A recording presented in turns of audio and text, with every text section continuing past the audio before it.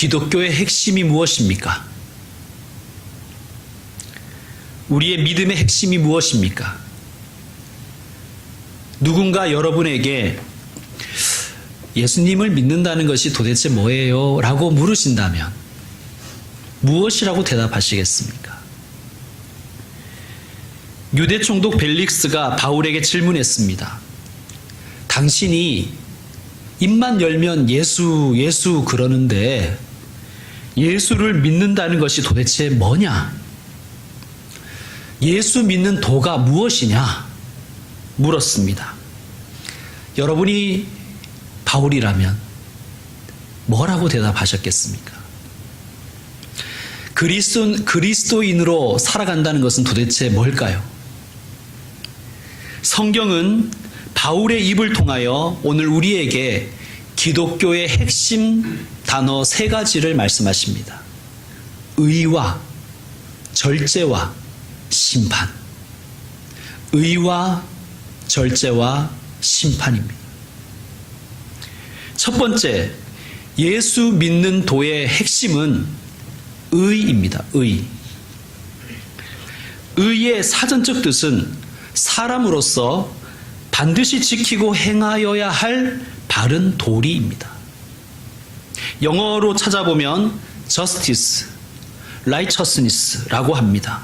공평, 공정, 올바름으로 해석할 수 있습니다. 사람으로서 지켜야 될 바른 도리, 공평, 공정, 올바름, 이를 행하는 사람을 우리는 의인이라고 하지요. 교회와 민족을 위해 자신을 희생하신 분들은 의로운 분들입니다.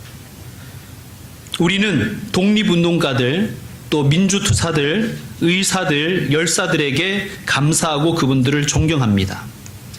또한 지하철 선로에 빠진 사람을 구하다가 돌아가신 고 이수연 씨와 같은 분들을 우리는 의인이라고 합니다. 참 귀한 분들이지요. 그런데 의에 대해서는 세상은 매우 상대적인 기준을 가지고 있습니다. 나라에 따라서 혹은 역사 해석에 따라서 입장에 따라서 의가 달라집니다. 그리고 하나님은 결정적으로 이렇게 말씀하셨습니다. 의인은 없나니 하나도 없다. 세상 가운데 이 사람들이 이야기하는 상대적인 의의는 존재하지만 하나님이 보시기에 이 세상에는 의로운 인생이 아무도 없다는 거예요. 하나님께서 인정하신 의의는 무엇인가? 성경이 말씀하는 의라는 것은 도대체 무엇인가? 그것은 하나님과 바른 관계입니다. 하나님과 바른 관계를 맺고 사는 사람을 하나님은 의롭게 보십니다. 어떻게 하면 하나님과 바른 관계 속에 있을 수 있을까요? 오직 예수님을 통해서입니다. 예수님을 나의 구주로 고백하고 예수님을 내 마음에 모실 때, 그래서 내가 예수님 안에, 그리고 예수님이 내 안에 계실 때 하나님은 그 인생을, 그 사람을 의롭게 봐주신다는 거예요. 이게 이신칭의 혹은 이신득이라는 교리입니다. 행함이 아닌 우리의 믿음을 보시고 우리를 의롭게 여기신다는 것이죠. 여러분, 예수님 영접하셨습니까? 예수님을 영접하여 하나님과 바른 관계 속에서 살아가시는 의로운 분들 되시길 바랍니다. 하나님 앞에서 의로운 사람을 하나님은 매우 기뻐하십니다. 그리고 그에게 온갖 좋은 것을 준비하고 채우십니다. 여러분, 부모님을 기쁘게 해드리면 부모님은 참으로 자녀에게 모든 것을 해주고 싶은 것이지요. 스마트폰도 사주고 노트북도 사주고 게임팩도 사주고 또 자전거도 사주고 맛있는 음식도 사줍니다. 자, 그런데 우리 한번 생각해 봅시다. 물론 자녀가 생각하기에 자신이 행복한 이유는 최신 스마트폰도 있고 노트북도 얻었고 게임팩도 얻었고 자전거도 있고 맛있는 음식도 먹는 것, 그것이 자신의 복이라고 생각할 수는 있습니다. 그러나 우리가 좀 더 높이 눈을 들어서 인생을 생각해 보면 이 아이의 참된 행복은, 이 자녀의 복된 참된 복은 부모님의 선물이 아니라 부모님 그 자체, 부모님과의 바른 관계 아니겠습니까? 부모님의 자녀가 된 것, 더 나아가 부모와 좋은 관계 속에 있는 것, 그것이 자녀의 행복입니다. 물론 부모의 행복이고요. 하나님이 사람과 바른 관계를 맺기를 원하십니다. 하나님은 우리가 하나님과 바른 관계를 맺기를 원하십니다. 하나님은 하나님과 바른 관계에 있는 사람에게 은혜를 베푸십니다. 그런데 더 중요한 것은 하나님께서 주시는 선물보다 내가 바른 관계를 맺고 있는 하나님, 그분이, 내가 구주로 영접한 예수님 그분이 우리의 가장 큰 복이라는 사실을 우리는 꼭 명심해야 될 것입니다. 하나님과 바른 관계에 있는 것을 의라고 했습니다. 자, 두 번째, 기독교의 핵심은 뭐라고요? 절제입니다. 이것은 절제에 대해서는 세 번째에 설명드리겠습니다. 그 다음 단어가 뭐지요? 심판입니다. 심판. 자, 하나님과 바른 관계에 있는 것을 의라고 말씀드렸고, 그렇다면 하나님과 바른 관계에 있지 않은 것을 뭐라고 할까요? 예수님을 믿지 않는 것을 뭐라고 할까요? 그것을 하나님은 불의라고 하십니다. 불의. 근데 그걸 의냐 불의냐 그것이 중요한 게 아니라 하나님은 불의한 자를 심판하신다는 사실이에요. 하나님은 심판하십니다. 물론 이 땅에서도 심판하지만 이 땅의 결과만 가지고만 생각할 필요는 없습니다. 하나님은 모든 자를 마지막 때에 다 심판하십니다. 천국 갈 자와 지옥 갈 자를 심판하십니다. 하나님과 바른 관계를 맺고 하나님이 의롭게 보시는 인생은 천국으로, 하나님과 바른 관계에 있지 않은 사람, 하나님을 대적하는 사람, 불의한 인생은 지옥으로 하나님은 심판하십니다. 하나님의 심판의 기준은 오직 예수 그리스도 하나님의 의이십니다. 성도 여러분, 하나님의 심판이 있습니다. 하나님께서 우리를 심판하세요. 의로운 인생은 하나님께서 가장 아름다운 것을 약속하셨고, 불의하게 산 사람에게는 하나님의 무서운 심판이 있습니다. 명심하고 살아가야 될 것입니다. 마지막으로 세 번째, 절제에 대해서 생각해 보십시다. 예수님께서 이렇게 말씀하셨어요. 나더러 주여 주여 하는 자마다 다 천국에 들어갈 것이 아니요 다만 하늘에 계신 내 아버지의 뜻대로 행하는 자라야 들어가리라. 여러분, 예수 그리스도를 믿는다는 것, 나는 예수님과 바른 관계 속에, 하나님과 바른 관계 속에 있다는 것을 무엇으로 증명하시겠습니까? 주여 주여 하고 말하는 것, 예수님이 분명히 말씀하셨잖아요. 나더러 주여 주여 하는 자마다 다 천국에 들어가는 것이 아니다. 그것으로는 우리의 믿음을 하나님 앞에서 증명할 수 없다는 거예요. 다만 하늘에 계신 나의 아버지의 뜻대로 행하는 자라야 들어가리라. 그것이 무엇이냐? 오늘 성경 본문에서 단 한 단어로 제시합니다. 뭐죠? 절제입니다. 절제. 자, 절제라고 하면 우리가 어떤 것이 연상되십니까? 절제. 적당히 하는 것을 우리는 절제라고 생각하지요. 절제를 사전에서 찾아보니까 이렇습니다. 정도에 넘지 아니하도록 알맞게 조절하여 제한하는 것.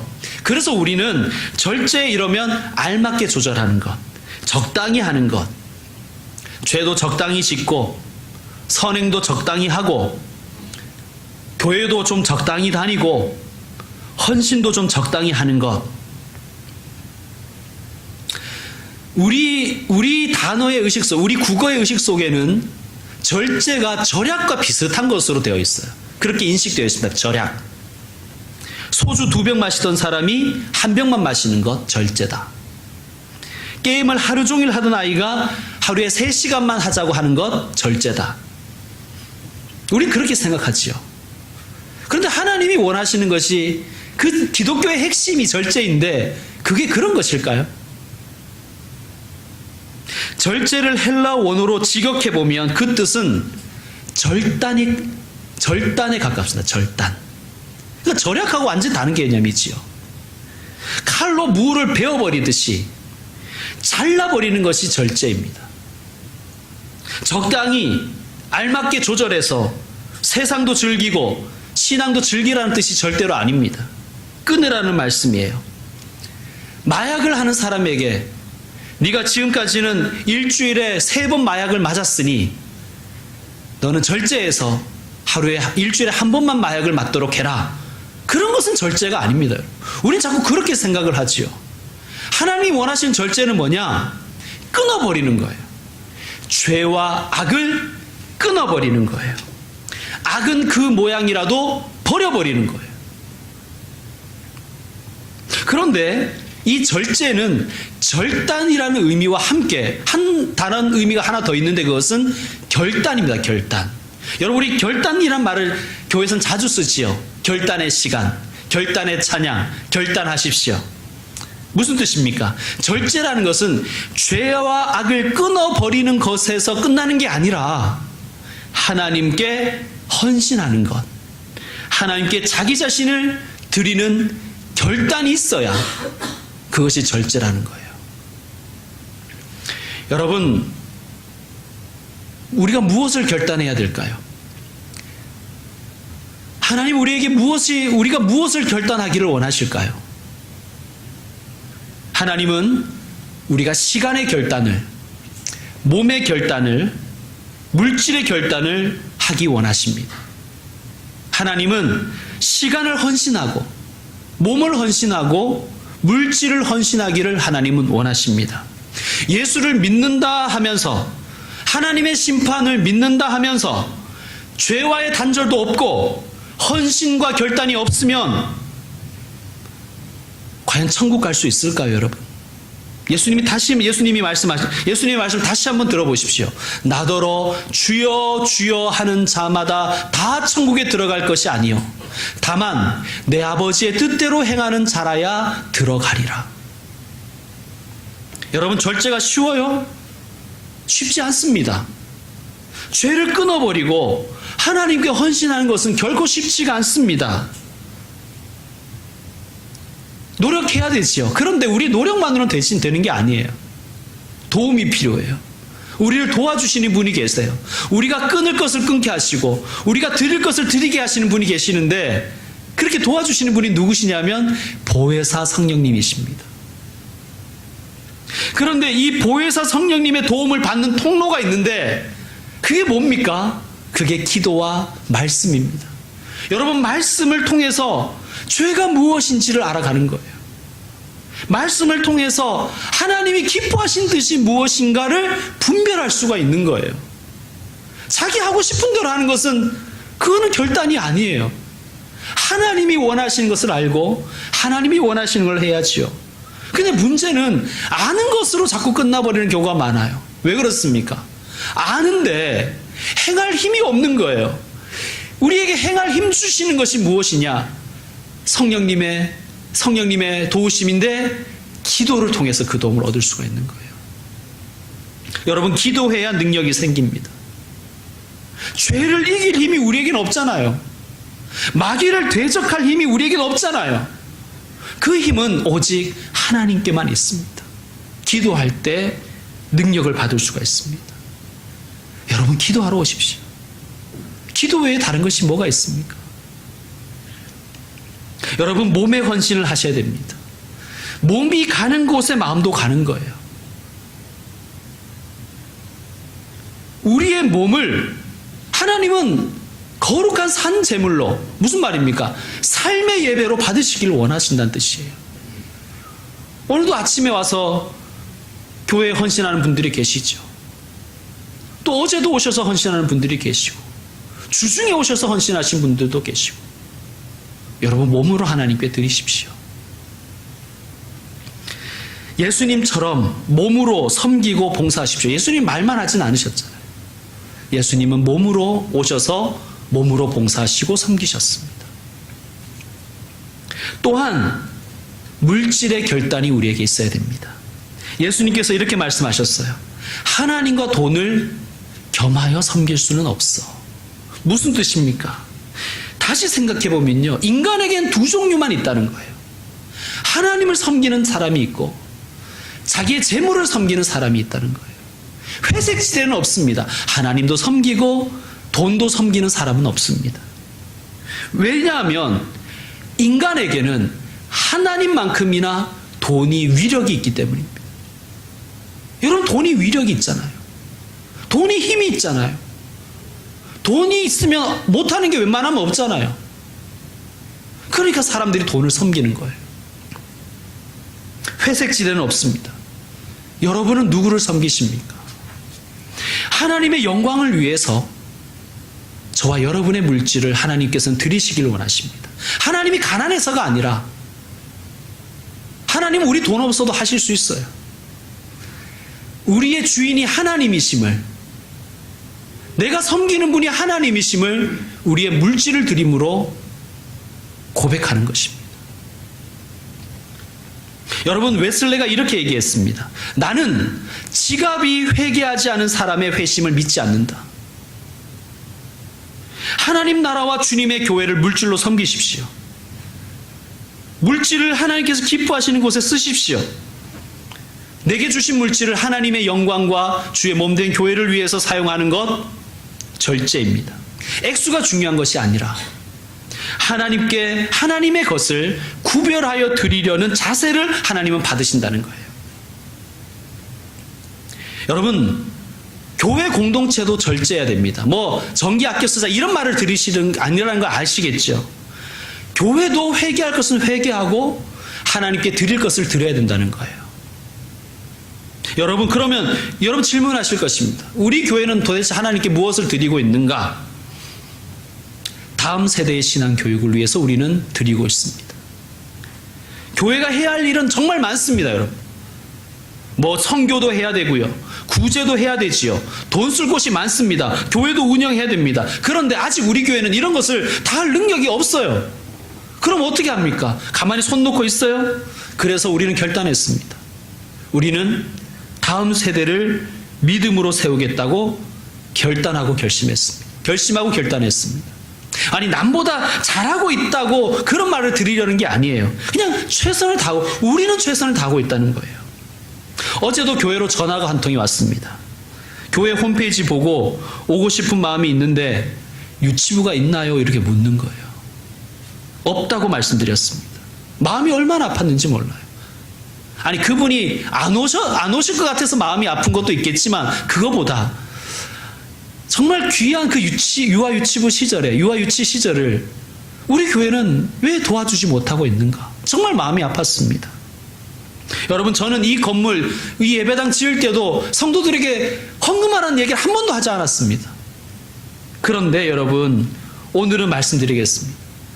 교육 헌금을 하십시오. 1,000원도 좋고 10,000원도 좋습니다. 액수와 상관없이 정말 우리 교회가 할 수 있는 일은, 지금 우리 교회가 할 수 있는 일은 다음 세대 신앙 교육 아니겠습니까? 여러분, 여기에 같이 참여해 주셨으면 좋겠습니다. 이게 정말 건축이라고 생각합니다. 교육하는 게 건축이지요. 건물 짓는 거는, 그거는 과연 하나님께서 정말 진정한 성전 건축이라고 보실까 싶어요.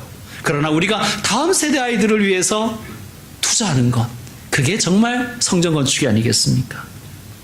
목회에는 두 종류가 있다고 그래요. 목회는 피 말라 죽는 목회가 있고요, 피 흘리는 목회가 있어요.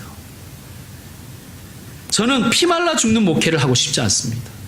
피 흘리는 목회를 하고 싶습니다. 여러분, 저는 우리 교회가 이자 내다가 망하고 싶진 않습니다.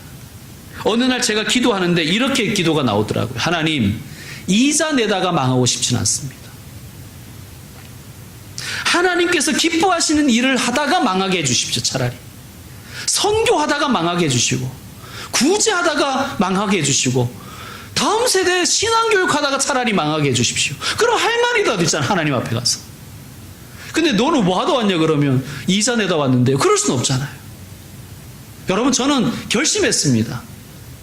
차라리 교육하다가 망하겠다. 선교하다가 차라리 망하겠다.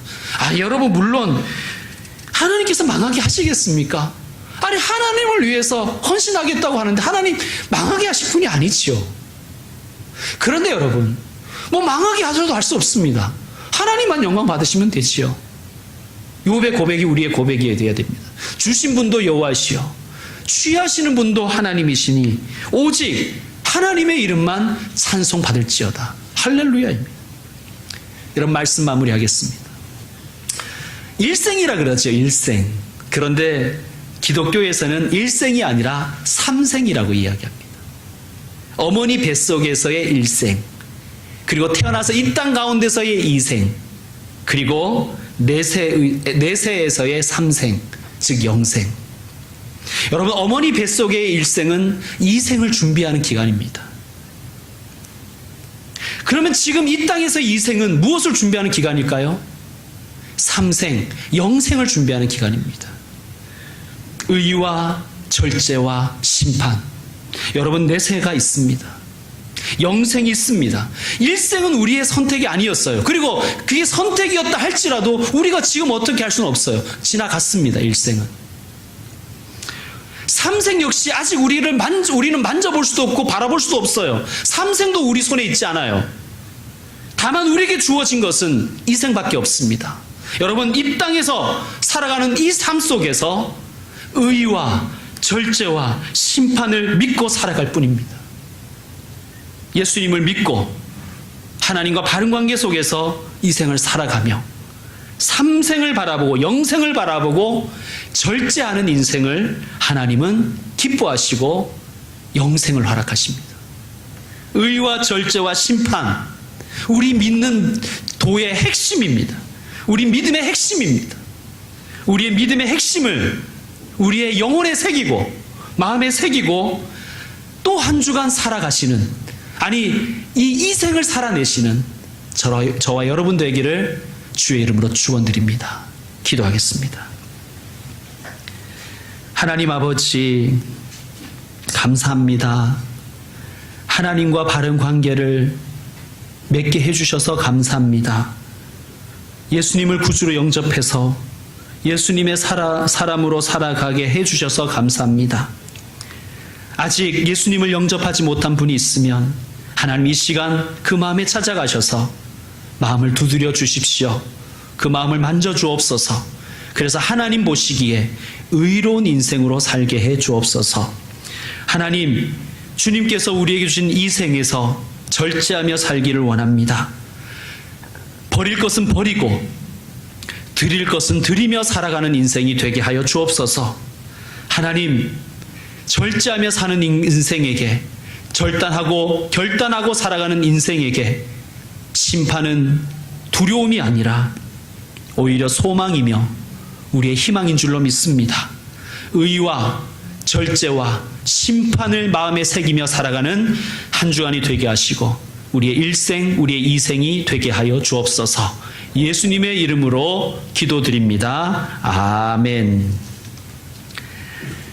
이 시간 주님께서 주신 말씀을 기억하며 결단의 찬양을 하나님께 드리겠습니다. 우리 다 같이 일어나서 찬송 311장 드리겠습니다.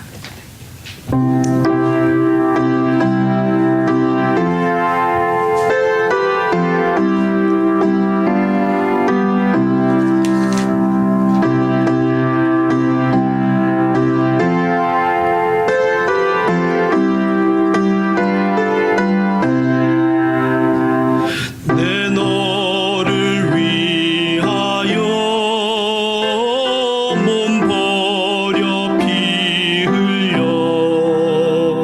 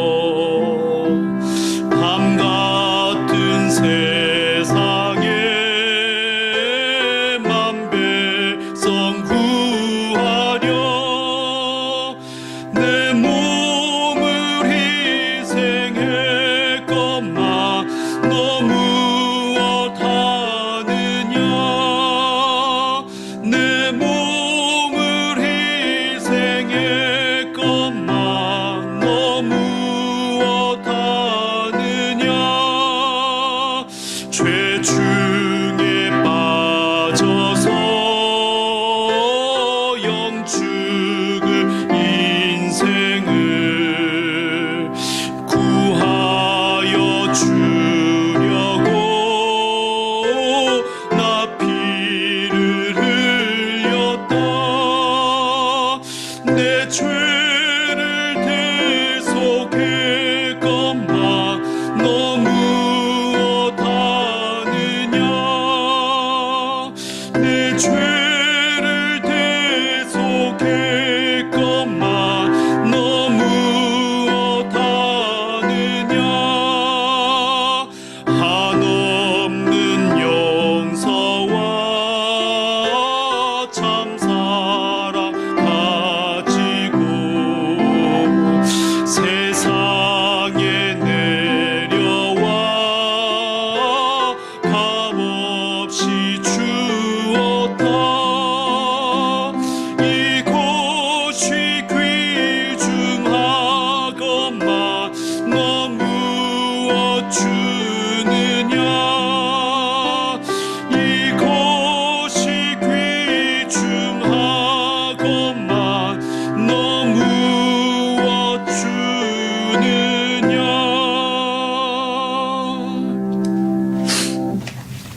사랑하는 교회 여러분, 이제 제가 축도를 드리면 우리의 공예배는 마칩니다. 그러나 우리가 영과 진리로 드려야 될 참된 예배는 우리가 이 성전을 나가는 순간부터 다시 시작됩니다. 하나님은 삶의 예배자를 찾으십니다. 이 세상 속에서 우리는 그리스도의 편지이며 그리스도의 향기로 보냄받았습니다.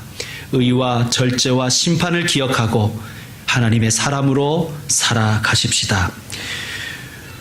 우리 구주 예수 그리스도의 은혜와 아버지 하나님의 그 끝없는 사랑과 성령의 교통하심이 의와 절제와 심판을 믿고 의와 절제와 심판을 믿는 사람으로 살아가기를 다짐하는 모든 하나님의 아들 딸에게 이제로부터 영원토록 함께 있을지어다. 아멘.